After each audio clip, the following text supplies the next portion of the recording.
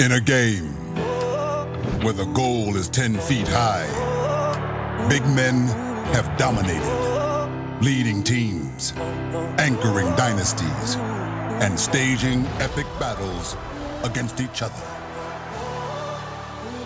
These modern game giants, with massive frames and all-around games, have their teams on pace in the playoff race.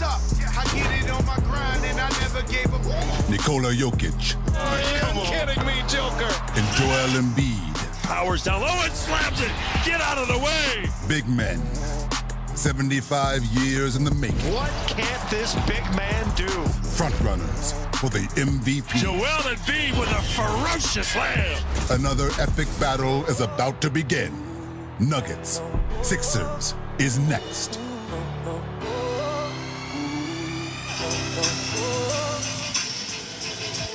Beautiful night in Philadelphia, and a game featuring two of the NBA's current Goliaths. The home of the 76ers as we welcome you to NBA Monday presented by State Farm.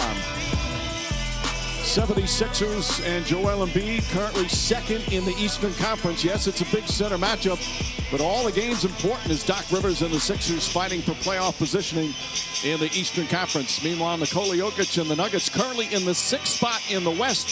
Huge games for them. They have just 14 games to play as they get ready for the postseason. Let's take a look at the starting lineups, and it's brought to you by Sprite. Aaron Gordon was a question mark coming into the game, but he will start with the veteran Jeff Green and Jokic up front. Will Barton and Monte Morris in the backcourt for the Denver Nuggets. Meanwhile, for the 76ers, James Harden will play in his 8th game with his new team. Tyrese Maxey having an outstanding season with the defensive Thibault, Tobias Harris, and Joel Embiid. For a Sixer team that last night was down in Orlando, Florida, had to go an extra period overtime before getting a much-needed win. Meanwhile, Jokic and the Nuggets starting a 3-game road trip as they head in the final stretch of the regular season. Hello again, everyone. With Yubi Brown, Mike Breen on hand. We have Monica McNutt with us as well. Yubi, we're not supposed to root for anything in these games, but we're both rooting for the same thing, that neither center gets in foul trouble. That's a big question mark here. There's no doubt about it. Both guys are going to get enough catches. They'll get catches in their best areas.